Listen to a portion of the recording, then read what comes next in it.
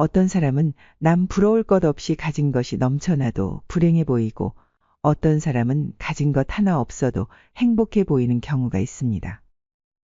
가진 것이 없는데 어떻게 그들에게는 행복과 여유로움이 넘쳐오르는 걸까요?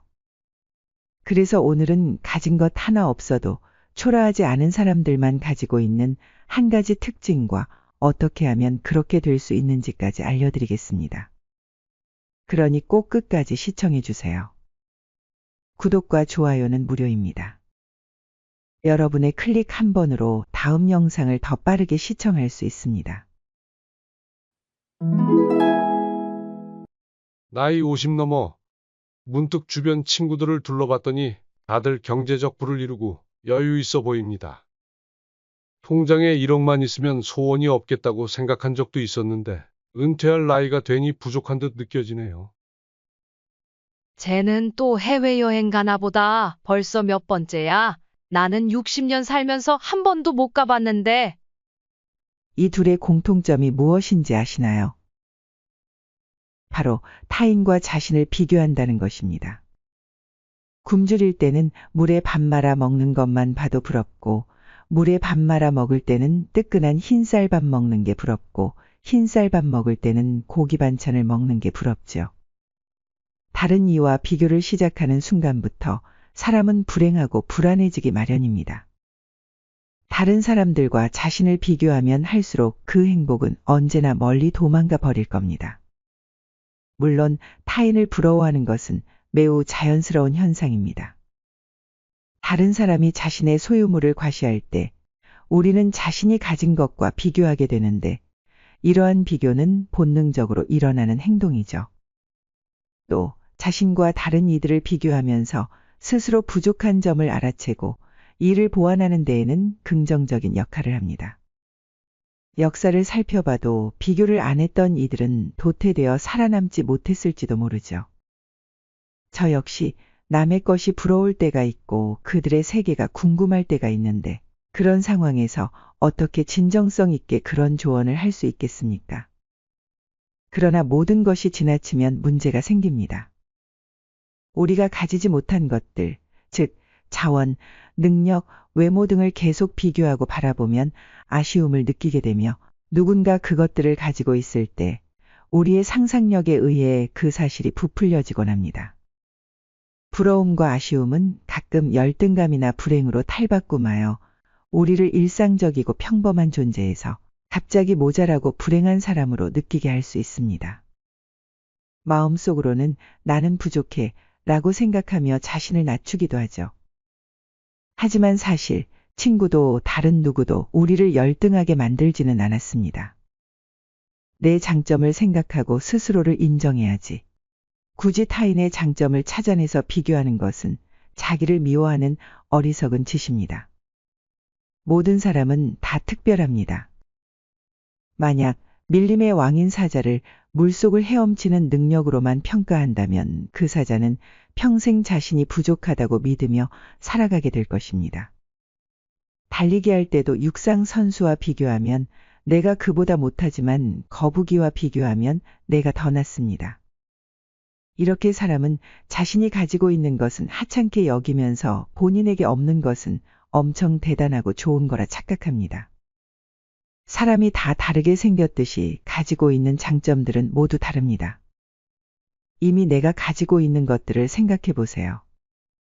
비록 내가 가진 돈이 조금 부족할지 모르지만 소중한 가족, 친구들이 있고 내가 머리숱이 없더라도 건강하다면 그것만으로도 감사한 것들입니다. 그래서 여기서 말하고자 하는 핵심은 남과 비교하지 말라가 아니라 비교하는 마음 자체를 피할 수 없다면 나도 꽤 잘 살고 있다는 단서들을 찾아보고 다른 사람들의 잣대에 나를 맞추려 너무 가혹하게 자신을 평가하고 있지는 않은지 생각해 볼 필요가 있다는 것입니다. 이것이 가진 것 하나 없어도 여유롭고 행복하게 살아가는 사람들의 특징인 것입니다. 하지만 평생 그렇게 살아왔는데 갑자기 한순간에 바뀌기는 쉽지 않을 겁니다. 그렇다면 어떻게 해야 남들과 비교를 덜 할 수 있을까요? 바로 관점에 따라 달라질 수 있다는 것을 인지하는 것만으로도 큰 도움이 됩니다. 이와 관련된 일화가 있습니다. 어느 나무꾼이 산속에서 멧돼지를 만났습니다. 그 나무꾼은 너무 놀라서 나무 위로 급히 올라갔죠. 하지만 멧돼지는 쉽게 포기하지 않고 나무를 계속 들이박았습니다. 결국 나무꾼은 멧돼지의 등 위로 떨어졌고 땅에 떨어지지 않으려고 안간힘을 써 멧돼지를 꽉 붙잡았는데 멧돼지는 나무꾼을 등에서 떨어뜨리기 위해 격렬히 달렸습니다. 그런 상황에서 한 농부가 그 나무꾼을 보게 되었습니다. 저 사람 등에 올라타서 멧돼지 잡는 것을 보니 영웅호골이 따로 없네. 보상금이 두둑하겠군. 나는 평생 땀 흘려 일해도 사는 게 이 꼴인데. 어쩌면 우린 누군가 죽기 살기로 매달린 모습을 보며 부러워하는 것일지도 모릅니다. 다른 사람의 상황이 더 나아 보여 마냥 부러워하는 것이죠. 이처럼 다른 사람의 행복은 어디까지나 우리의 상상력 영역에 있습니다. 우리가 생각하는 것보다 훨씬 더 즐거울지도 보기보다 그리 좋지 않을지도 모르는 일이죠. 또 우리는 그들의 삶의 여정이 어땠는지를 알지 못합니다. 보통 사람들은 고생한 이야기는 잘 안 합니다. 그러기에 아무리 가까운 사이라 할지라도 그들의 인생을 속속들이 알기는 어렵습니다. 다른 사람들이 이룬 결과만을 비교하지 마시고 그들이 어떤 노력을 해왔는지도 봐야 합니다. 때때로 사람들은 눈에 보이는 성공만을 동경하고 그 뒤에 숨겨진 힘든 노력을 생각하지 않죠. 성공에 이르기까지 힘든 과정을 알게 되면 그저 부러워만 할 수는 없게 됩니다. 성취를 위해선 포기해야 할 것들이 있고 그만큼의 대가를 치러야 하므로 단순히 원한다고 해서 성공하는 것이 아니기 때문입니다.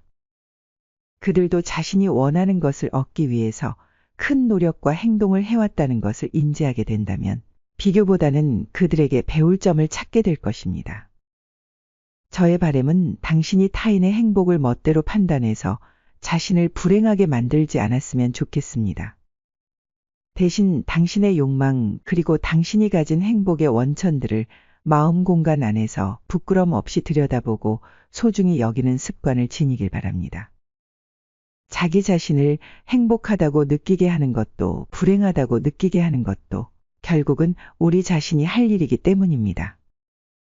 마지막으로 사람들은 행복을 찾아 서로 다른 길을 선택합니다.